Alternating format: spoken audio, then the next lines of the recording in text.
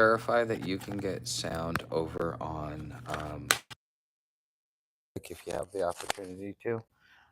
Be much appreciated. But because yeah, I just had to plug in my mic. Hi and welcome everyone. I am your host, Professor Tuck, and this is Friday, Spiritual Friday. It is the last day of the survival broadcast. I hope that you turned in this morning. If you did not tune in this morning, then you missed my interview with Stephanie from Open Air Property. She is a big sponsor of this channel, and hey, if you go over to Stephanie, go over and see Stephanie at openairproperties.net and you use the promo code Friar Tuck, you'll get $50 off of the whatchamacallit, off of your deposit. Now she's running a special right now. It's something to do with your payments. You're going to have to reach out to her directly and ask her what special she's running for the week, or you can always sign up for her email list, and probably once a week she lets you know what kind of deals and stuff like that she's got going on. So go ahead and check out Stephanie at openairproperties.net and tell her that Friar Tuck had sent you. So today what we're going to be talking about is we're going to be talking about self-love, and this is something that I had to go through, and really this is probably the biggest part of my success as far as life goes, is is that okay, growing up, my parents really, they hated me because I reminded them of the other. So like my nose reminded my mom of my dad, but my red hair reminded my dad of my mom. And so therefore they had this anger and they took it out on me. And so growing up, I kind of got into that self-loathing moment there. And it just carried on over into adulthood. And my mom, she liked to make threats to unalive herself, and she that was one of her big things. It's actually part of the reason why she ended up getting disability, and the reason why she ended up passing away a little over 10 years ago now. And the thing is growing up, I never realized this, that how much I was being taught to hate myself, to shame myself, to not like myself, to not want to be with myself, things like that. And that became something that was very hard for me to be able to deal with as I got into my years of of work and just becoming an adult. So one day I end up spending about 23 days in the hospital because I tried to do what my mom has, constantly tried to do. I'm being cryptic because this is YouTube. So for those of you that are listening, this is a survival broadcast. And yes, I am tempering it back a little bit for YouTube so that I am not getting uh, uh, throttled back or getting less of a push or anything else like that. Um, I worship at the altar of YouTube. So, anyways, with that being said, uh, coming out of that, I had to learn something real simple. I had to learn to love myself, and learning to love myself was something that is extremely, what was extremely important, because what I started noticing is, as I was paying attention to my thoughts, as I was paying attention to my emotions, as I was kind of like doing a lot of self evaluation, a lot of self reflection, and things like that. Um, thank you, Clyde, for letting me know. Um, after I got to that point where I was really listening to what was going on in my head and what my body was telling me, because when you get to that point when you're willing to take your own life, that is a stage of your life where, if you're not there are a lot of symptoms and a lot of tells that not only your body but your mind starts telling you, and if you don't start paying attention to them, you will end up having some issues. So with that being said, I used to hear, as I was, sitting there paying attention to my thoughts, every once in a while I would hear this thought that would cross my head, and it would be something along the lines of, I hate myself. And the first time I heard it, I didn't think anything of it. And I'm like, yeah, I hate myself. I can't stand myself. Da da da da.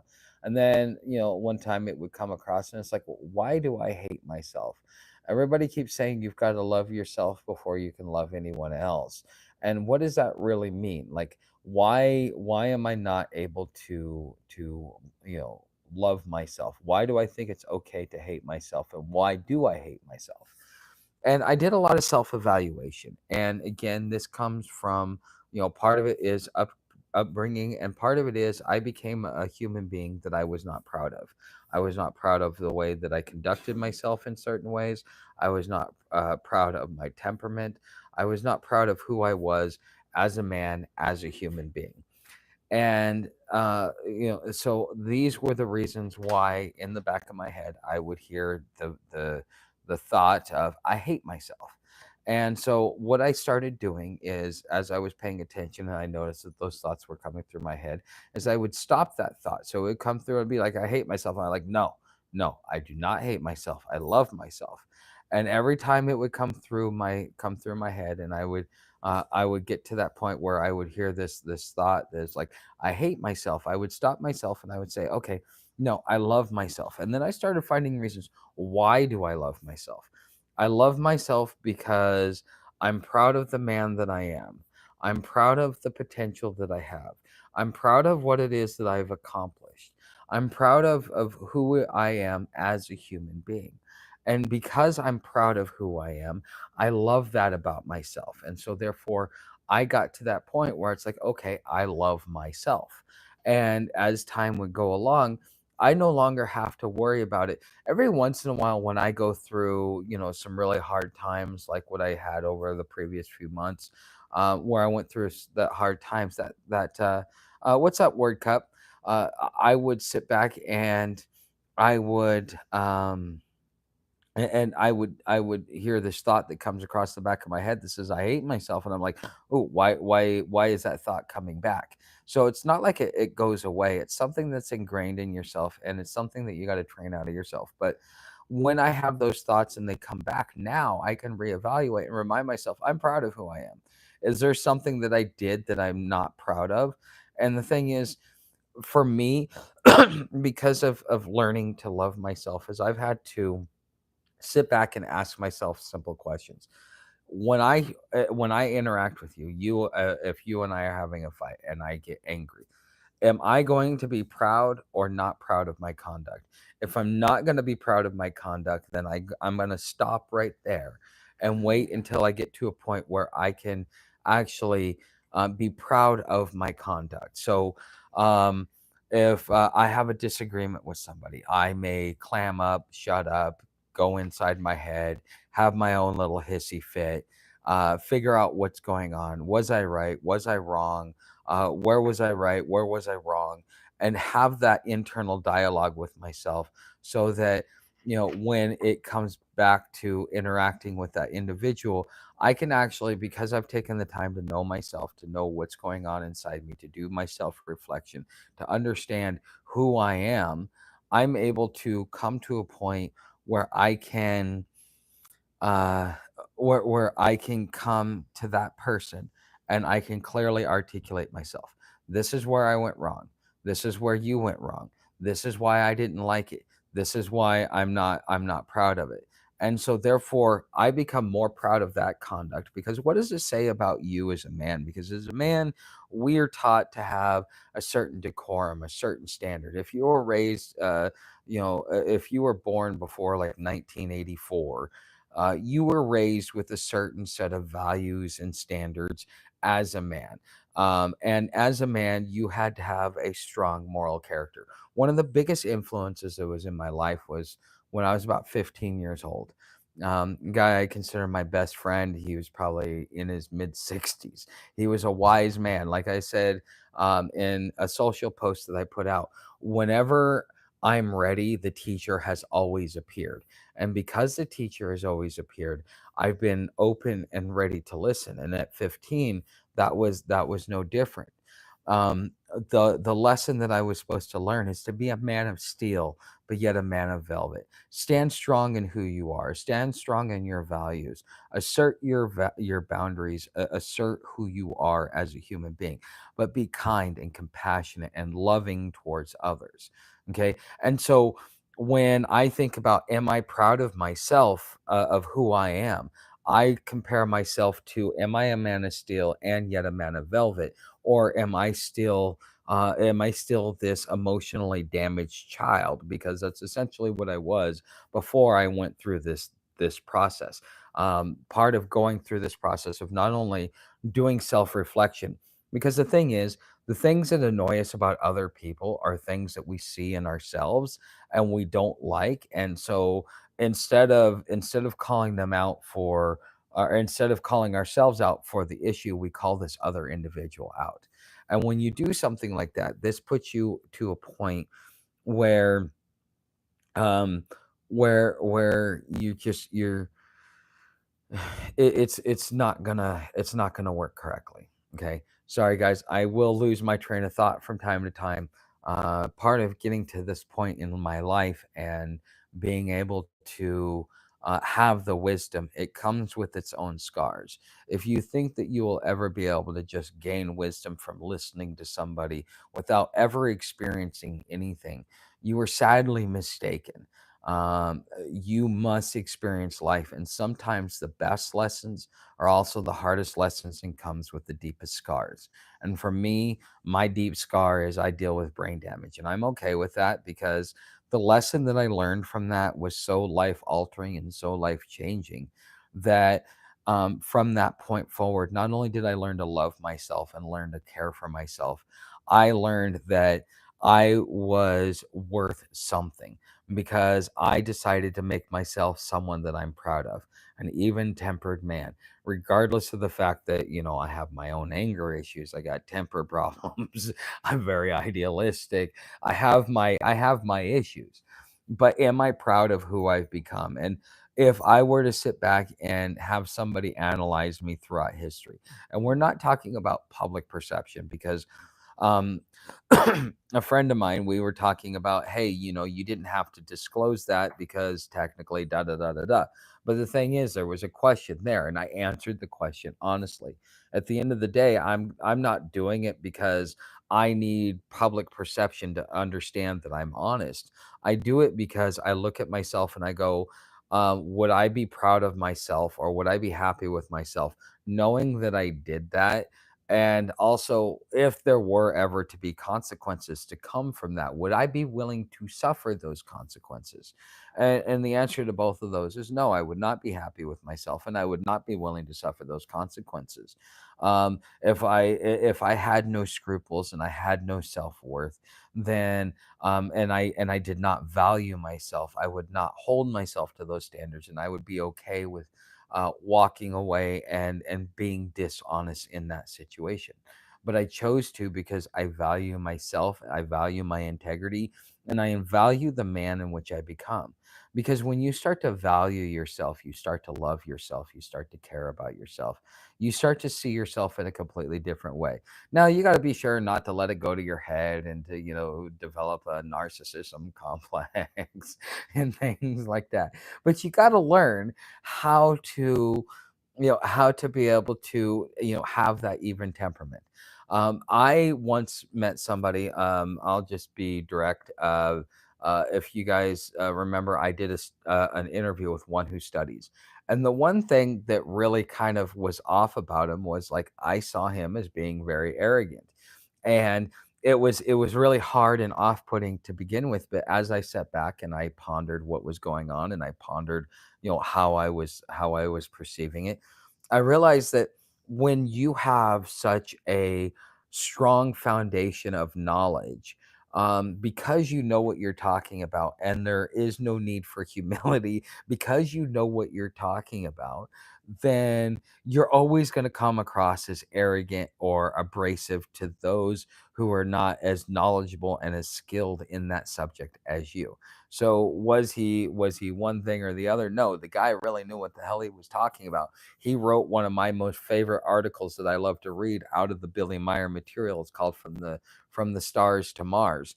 It's a great story of the history of us and who we are as a species, and part of our role in this melting pot known as planet Earth,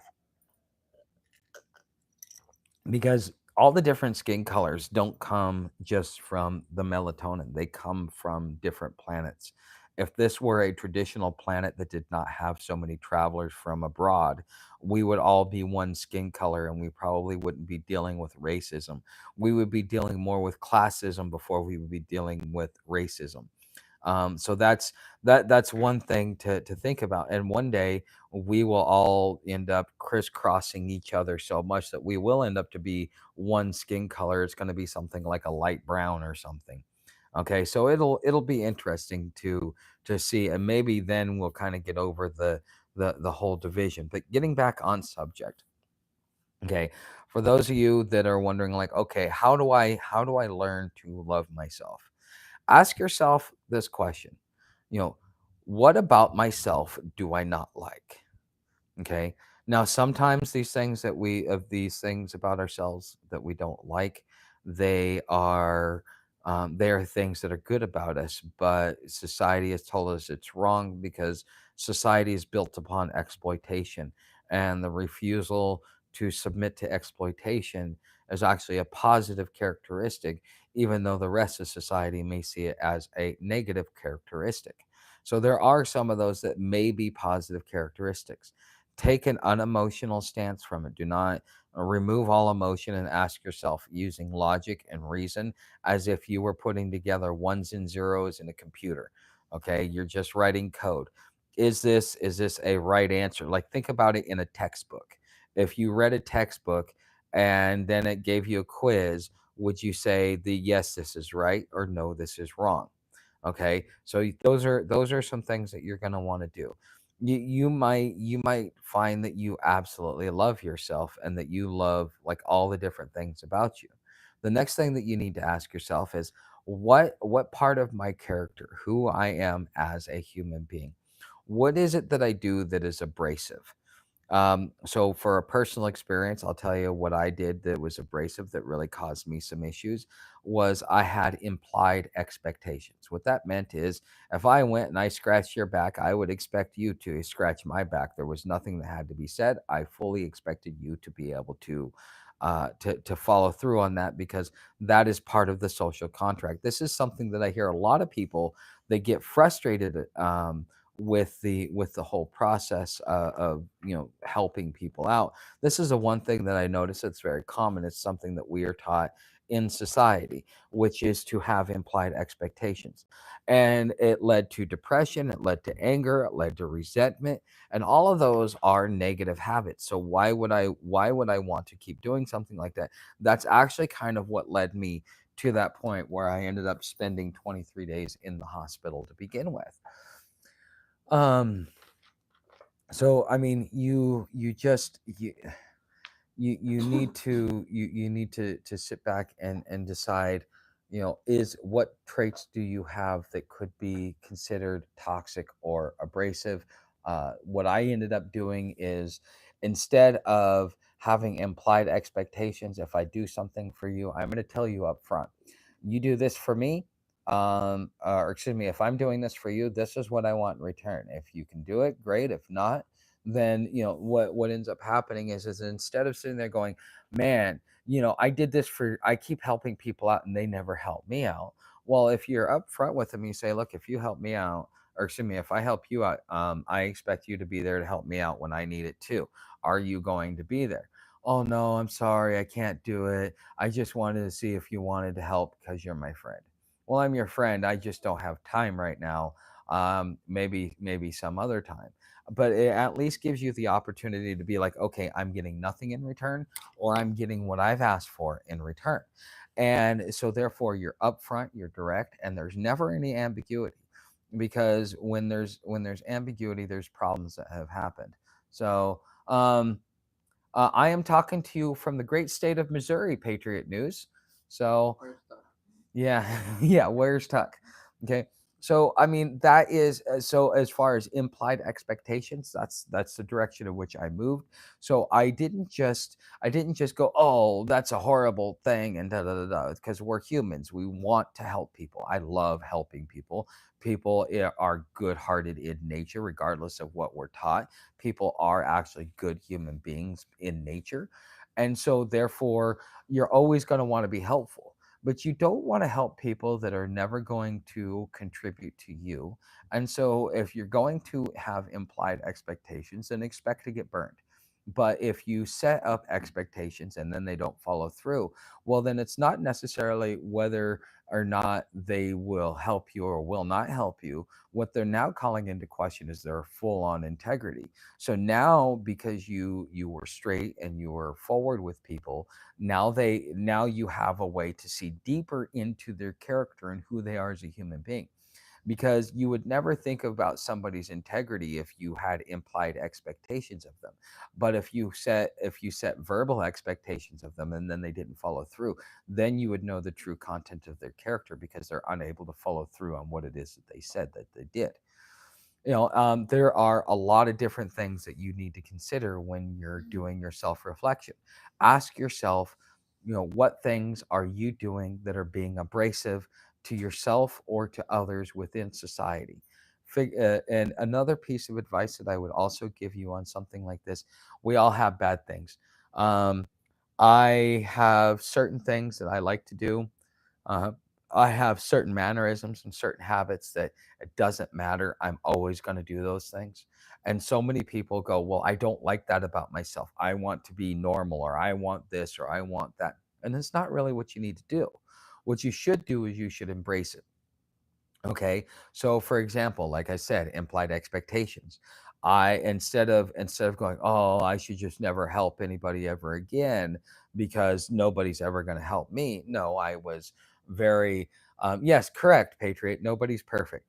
Instead of doing that, I said, okay, I'm going to change the way in which I approach people, but also at the same time, um, at the same time, sorry, I got distracted here. Hold on, let me take a drink while I restart my brain.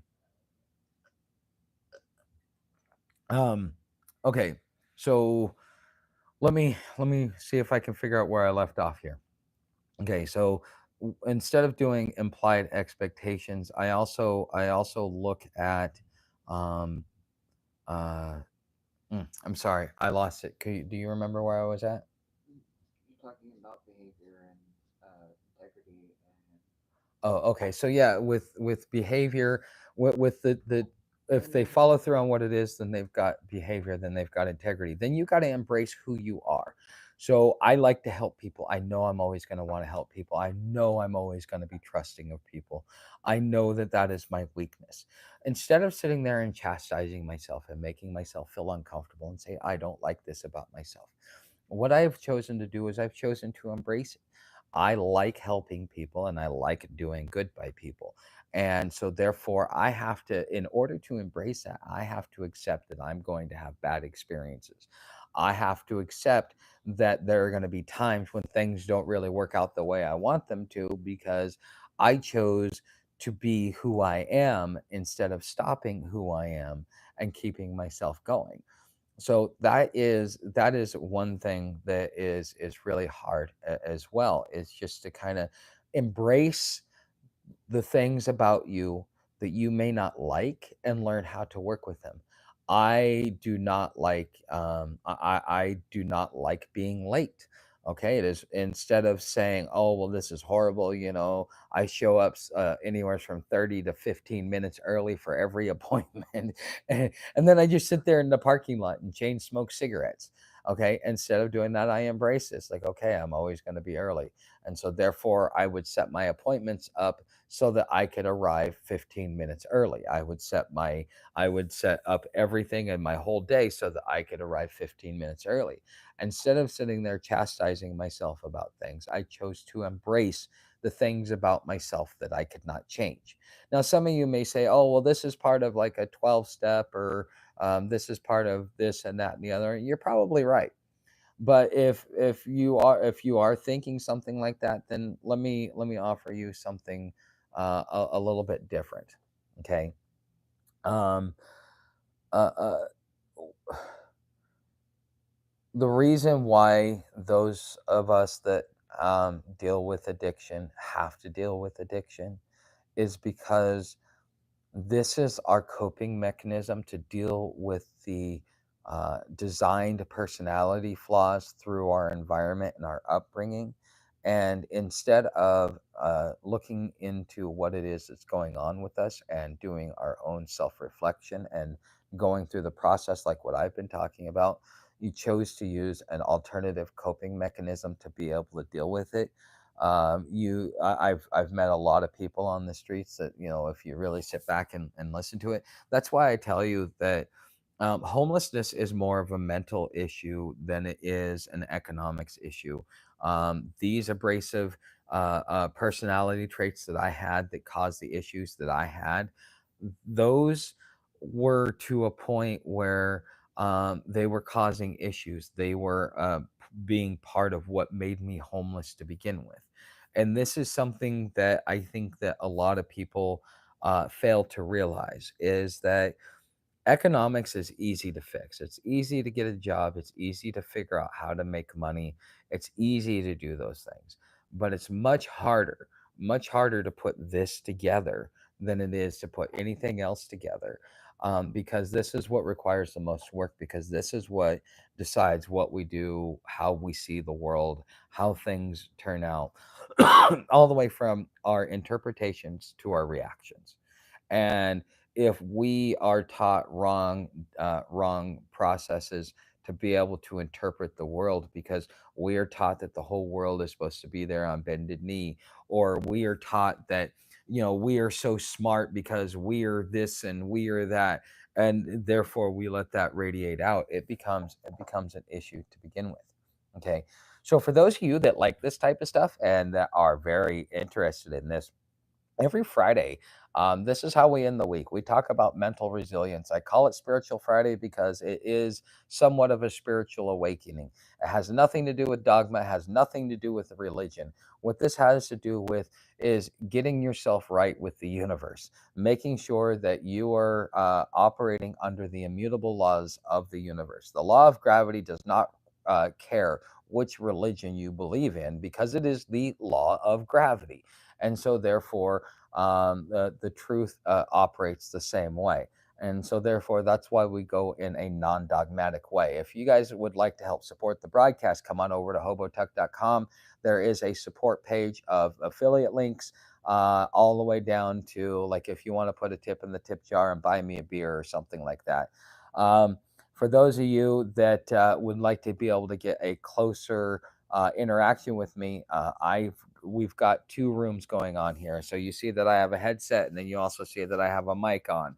For those of you, so the headset is tied into the green room so that I can hear them, they can hear me, but you can't.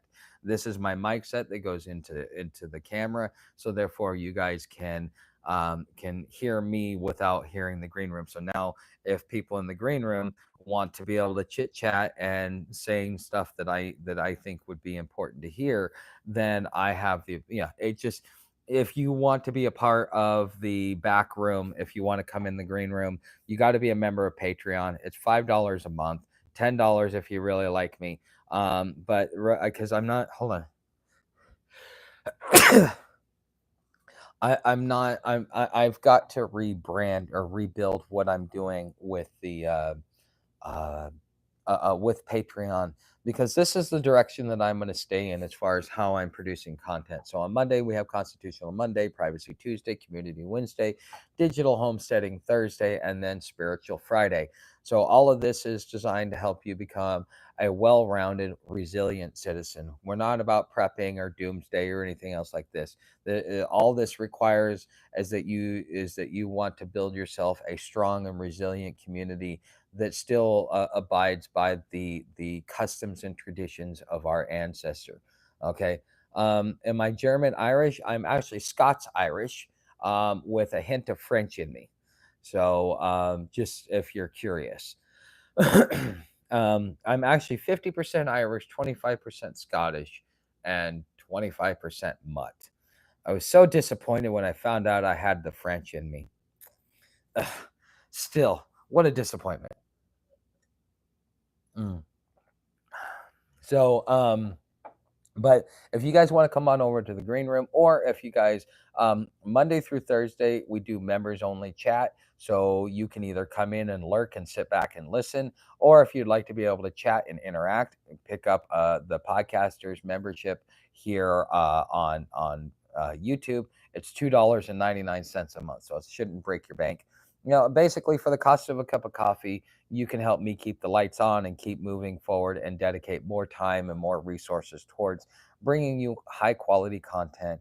And every time I seem to keep getting better, but we'll see where everything else goes. But anyways, I want to say thank you to all of you that have shown up this week. Be sure to come on over to hobotuck.com if you want to catch up on a broadcast that you missed and you'd rather receive it in your inbox instead of searching through my list. Just go ahead and sign up for the weekly broadcast newsletter. I will be sending it out tomorrow morning to everybody who is interested. If you guys are interested in the green room, or in the possibility of like maybe me raffling off a few memberships um, to the green room, then we could definitely do that as well. So I'd like to hear what you guys think. But anyways, if you are in the green room, please hold on a second while I close out here on YouTube, and then we will continue into the after party.